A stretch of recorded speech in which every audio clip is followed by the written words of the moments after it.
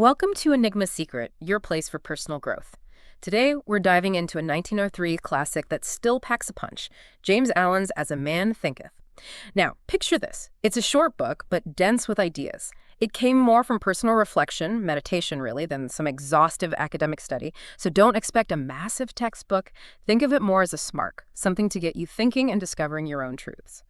Our mission today, well, it's to pull out the main lessons from this book, kind of simplify them for our modern minds, yours included, and chat about them in a way that's easy to digest, conversational. We want you to grab the key ideas without feeling overwhelmed and maybe, just maybe, have a few aha moments along the way.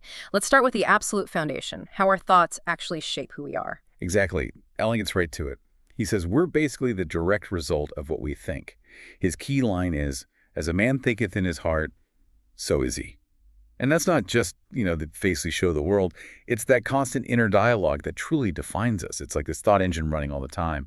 Okay, let's break that down a bit more. Allen paints a really vivid picture, doesn't he? With the plant and the seed analogy. He suggests that everything we do, every single action, big or small, starts as an idea, a thought that's just there, sometimes hidden even. Absolutely. Like invisible roots for our actions. Right. And then the consequences, what we harvest from those actions. Allen calls them the flowers and fruits. If our thoughts are positive, constructive, then joy blooms. If they're negative, destructive. Well, suffering is the fruit. It's a direct result of how we've, cultivated our inner world. Allen puts it very bluntly. Thought in the mind hath made us. What we are by thought was wrought and built. If a man's mind have evil thoughts, pain comes on him as comes the wheel the ox behind. If one endures in purity of thought, joy follows him as his own shadow. That's quite poetic, actually. That really hits home. And this is where it gets fascinating. It's not just luck or fate, is it? Not at all. Allen stresses that personal growth follows natural laws, just like physics. A noble character doesn't just magically appear. It's the logical outcome of consistently thinking right thoughts. And the flip side is true, too. Negative thoughts inevitably pull us down. It's like there's this internal force pushing us in the direction of our dominant thoughts. And the crucial point is, we have control, or at least the potential for control. We are the architects of our own mental destiny. With negative thoughts, we forge, as he says, weapons of self-destruction. But with uplifting thoughts, we can build these heavenly mansions of joy, strength, and peace. The power to choose our thoughts is immense. So just to be crystal clear, we're masters of our thoughts, sculptors of our character, and get this, creators of our circumstances, our environment, and our future. Allen doesn't mince words. He says that as beings of power, intelligence, and love, we hold the key to every situation, like an internal GPS guided by our thoughts. But that control isn't automatic, is it? I mean, it takes work. Right. Allen makes a distinction between someone who's just driven by impulses and weaknesses, a foolish master of their thoughts, and someone who reflects, who tries to understand how their mind works and directs it wisely, a wise master. Getting there requires effort, self-analysis, and learning from experience. It's a journey. And uncovering those truths about ourselves isn't easy, is it? Allen compares it to mining for treasure. He says you have to dig deep into the mine of the soul. It requires careful observation of our thoughts, learning to control them, altering them when they don't serve us, and seeing their impact. Patience and persistence are key. He quotes the idea, "He that seeketh findeth, and to him that knocketh it shall be opened." It takes digging. Okay, that sets the stage perfectly. Now let's look at how these thoughts ripple outwards, how they affect our actual circumstances day to day. Yeah, this is where Allen brings in another great analogy. The mind is a garden. Something's always going to grow there, whether we cultivate it consciously or just let it go wild. So if we don't plant the good seeds, Then the weeds of useless negative thoughts will just take over. It's like fertile ground that can't stay empty. which means we have the power to be the gardeners of our own minds, right? Right. To consciously weed out all the wrong, useless, and impure thoughts, and cultivating toward perfection the flowers and fruits of right, useful, and pure thoughts. That's a constant job, definitely. And the link between that inner garden and the world around us is crucial, isn't it? Allen says our external circumstances always mirror our inner state. Precisely.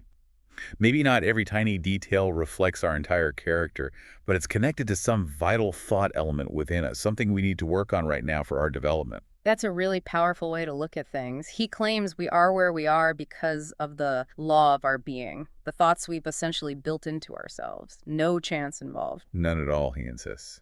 Even if you feel totally out of sync with your surroundings, like you don't belong. Yeah. You're there for a reason. To learn something essential for your growth, it's like life puts us exactly where we need to be to evolve. So the shift is from feeling like a victim of circumstances? To becoming what he calls a creative power. Realizing you can shape your reality by mastering the hidden soil and seeds of your being, your thoughts, taking the reins of your own mind. And you actually see changes when you do that, right? Alan observed that when people seriously work on their character flaws, their circumstances start shifting too, sometimes rapidly. It's like the universe responds to that inner shift. He explains that the soul attracts what it secretly harbors, what it loves, but also what it fears. Our circumstances are the means by which the soul receives its own. The harvest from those thought seeds we've sown. Good thoughts bring good opportunities. Bad thoughts bring obstacles. It's a very responsibility-centric view. The outer world shapes itself to the inner world of thought. And even tough experiences serve a purpose, contributing to our ultimate good. We learn from joy, sure, but also from suffering. Life gives us personalized lessons through our circumstances. So our dominant desires, aspirations, thoughts, they eventually manifest. Sooner or later, yes. The laws of growth and adjustment ensure it. We don't end up in extreme situations like prisons or asylums by chance, Alan argues, but through a path paved with groveling thoughts and base desires. And reaching virtuous heights requires continually cultivating noble aspirations. Circumstances reveal us, they don't make us. So we attract not what we want on the surface. But what we are deep down. Our fleeting wishes might get frustrated, Alan says. But our innermost thoughts and desires, the ones we constantly feed, they have a gravitational pull. The divinity that shapes our ends is within us. We are our own jailers through self-limiting thoughts or the angels of our own freedom. It's like an inner magnet drawing experiences to us. And just fighting against circumstances without tackling the root cause within our own thoughts, that's pointless. A losing battle, Alan warns. The root might be a conscious vice or maybe an unconscious weakness we haven't faced. Until we address that, we're stuck. It's like wanting life to change, but refusing to change ourselves. Exactly. Like trying to fix a tree by just trimming the leaves instead of strengthening the roots. Alan gives some stark examples. The poor person avoiding work, the rich person indulging to sickness, the exploitative employer. In each case, their negative thought patterns are creating their adverse circumstances, often unconsciously. They're programming their own unhappiness. And he cautions against judging other situations purely on appearances, doesn't he? Very much so. We rarely see the whole picture. Someone seemingly honest might be suffering from hidden flaws, while someone seemingly dishonest might have hidden virtues keeping them afloat for a time. There's a great law, an absolute justice operating, even if it's hard for us to perceive sometimes, like an invisible balancing act. It's a humbling perspective. He reminds us that good thoughts cannot produce bad results, and bad thoughts cannot produce good results, just like in nature. Suffering, he says, is always the effect of wrong thought somewhere along the line. It's a sign of being out of harmony with ourselves and the law of our being.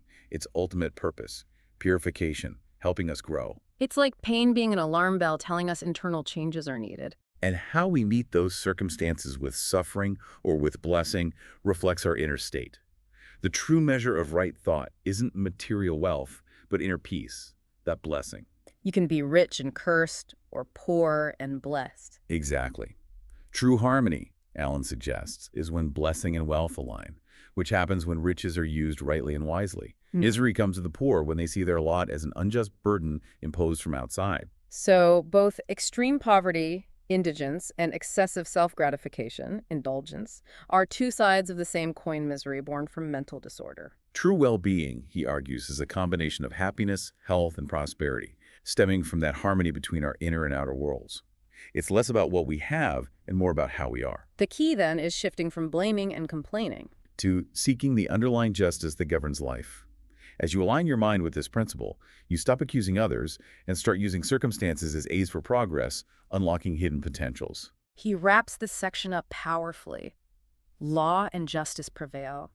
Rectify yourself internally, your thoughts towards things, towards others, and the external reality will shift. It's testable, he insists, through introspection and self-analysis. Radical thought changes lead to rapid transformations in material conditions. Because thoughts crystallize into habits. And habits solidify into circumstances. He gives examples. Thoughts of fear lead to failure, impure thoughts to sickness, positive thoughts to success and well-being. While we can't directly control circumstances. We can choose our thoughts. And by doing that, we indirectly but surely shape those circumstances. Nature helps us fulfill our dominant thoughts, presenting opportunities that speed up both good and bad outcomes. Shift away from negativity, and the world softens, becomes supportive. Good thoughts break the chains of hard fate. The world is like a kaleidoscope, reflecting the ever-changing patterns of our thoughts. Allen ends with powerful lines about the spirit overcoming circumstance, the will finding a way, achieving any goal with patience and understanding. It's incredibly empowering. Okay, let's move on to how thought impacts our physical health and the body itself. Right. Here, Allen is very direct again. The body is the servant of the mind. It obeys our thoughts, the deliberate ones, and also the ones running on autopilot. Negative thoughts, he states clearly, lead towards disease. Joyful, beautiful thoughts promote vitality. It's like our mind is the conductor and the body is the orchestra following its lead. It's amazing how directly he links mind and body wellness. He literally says sickness and health have their roots in thought. Yeah, he points to things like fearful thoughts being potentially lethal over time, contributing to chronic illness. Constant anxiety weakens the body, makes it vulnerable. Impure thoughts, he claims, actually damage the nervous system. It's like we're literally poisoning our bodies with negative thinking. But the flip side is just as powerful. Strong, pure, happy thoughts build up bodily vigor and grace. The body is incredibly responsive to our dominant mental states, our thought habits. And he connects impure thoughts to impure bodies, impure blood even. Yes, a clean heart, meaning a pure mind, leads to a clean life and a clean body. Conversely, a corrupt mind leads towards bodily decay. Thought is the fountainhead. Purify the source, and all will be pure. It's interesting, he even says changing your diet isn't enough if you don't change your thoughts. Right. He suggests that when thoughts become pure, you naturally gravitate towards purer, healthier foods. It's like an automatic connection between a healthy mind and a body seeking what benefits it. And that mental purity extends to habits, too. True cleanliness goes beyond just the physical. Those who strengthen and purify their thoughts become less vulnerable to negative influences, even disease, he suggests.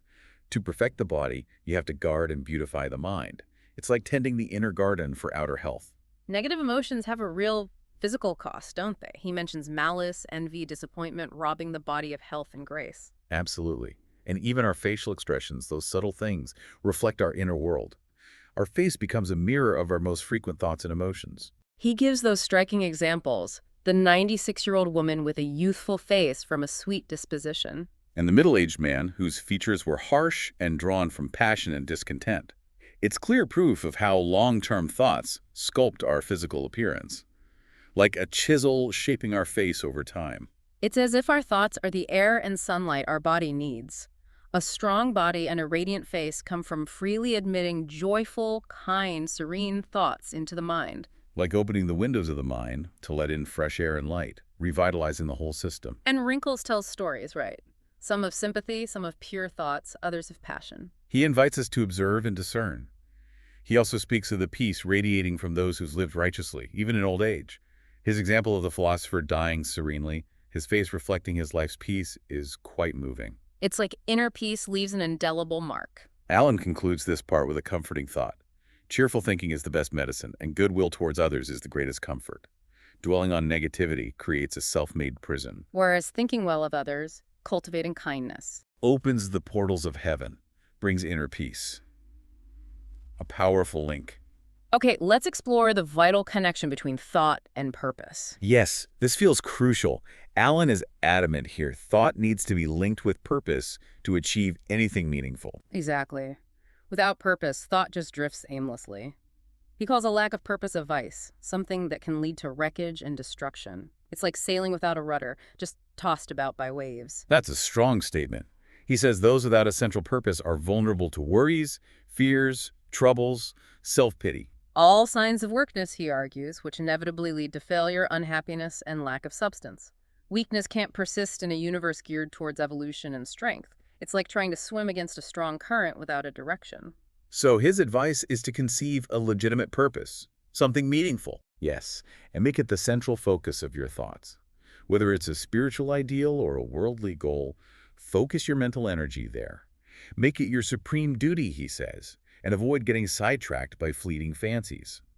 That's the path to self-control and true concentration, like setting the ship's prow firmly towards your destination. And even if you fail at first? The strength of character you gain from striving is itself a measure of success.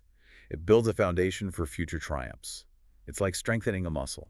The effort itself builds capacity. What about people who feel they don't have a grand purpose yet? Alan advises them to focus on performing their present duties impeccably, no matter how small they seem. That's how you gather your thoughts, build resolve, and eventually become capable of tackling anything. Learn to walk before you run. He encourages even the weakest soul to believe in their potential for strength, developed through effort and practice. Urging them to start striving immediately. Add effort to effort, patience to patience, until they become divinely strong, like a tiny seed growing into a sturdy tree with consistent care. He draws that parallel again between physical training and mental training. Exactly.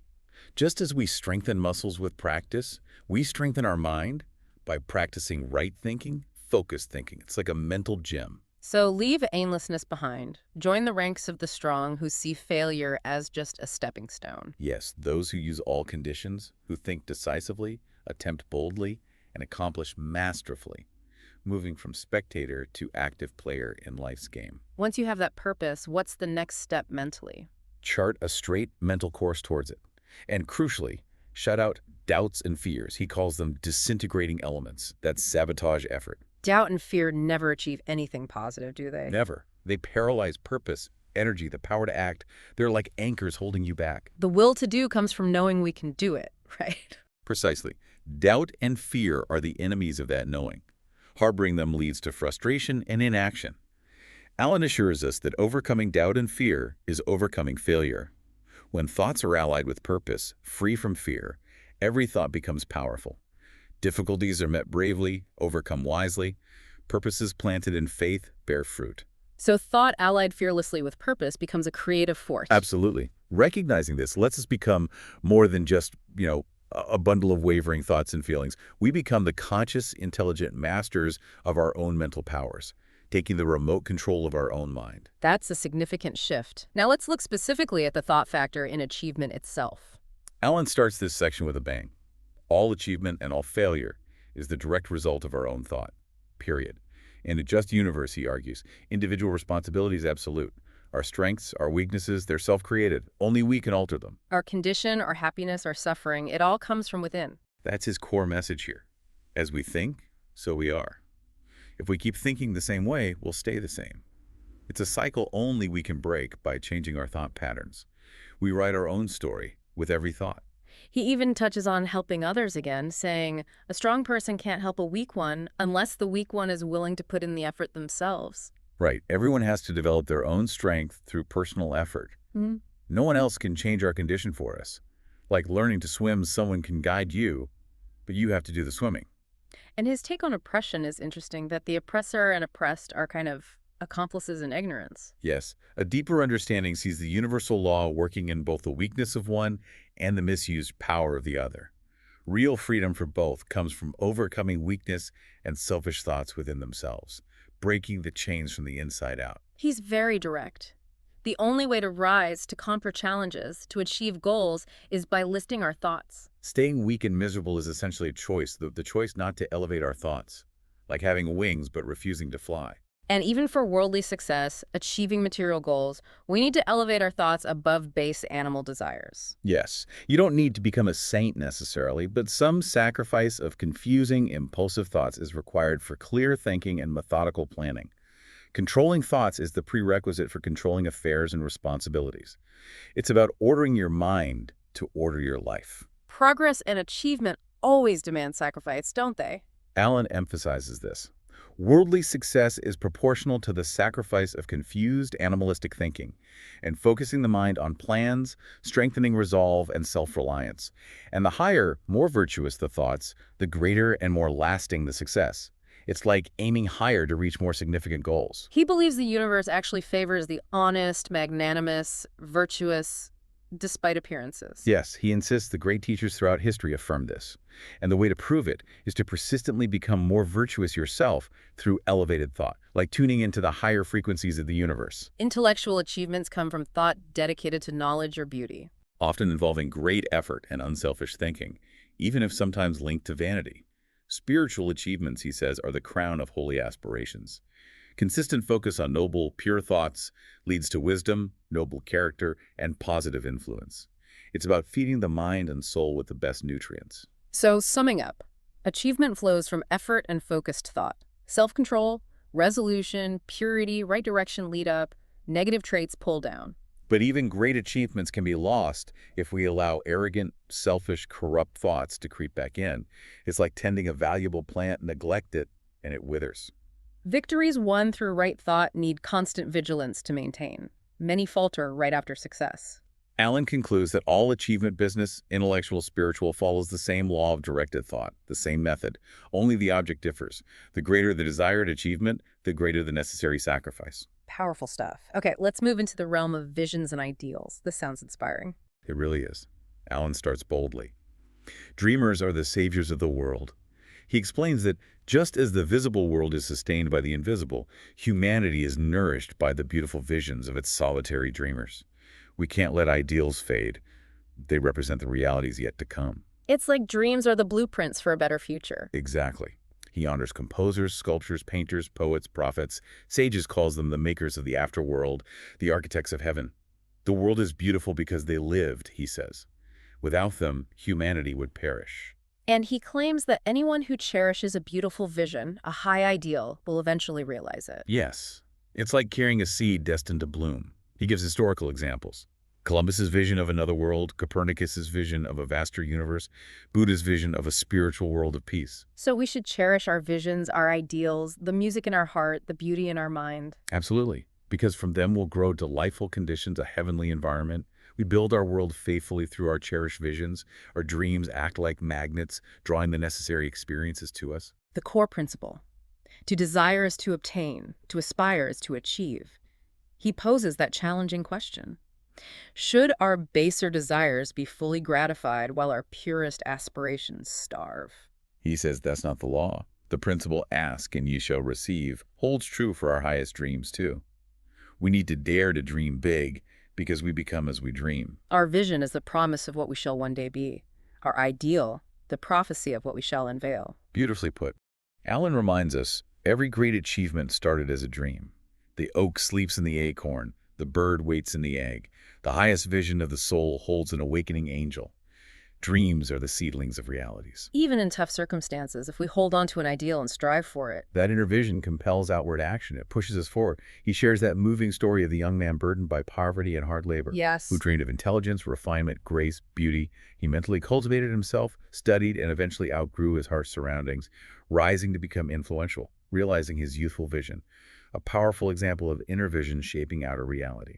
Allen speaks directly to the listener then, the youthful aspirant. Yes, assuring you, the listener, that you too will realize the vision of your heart, whether base or beautiful.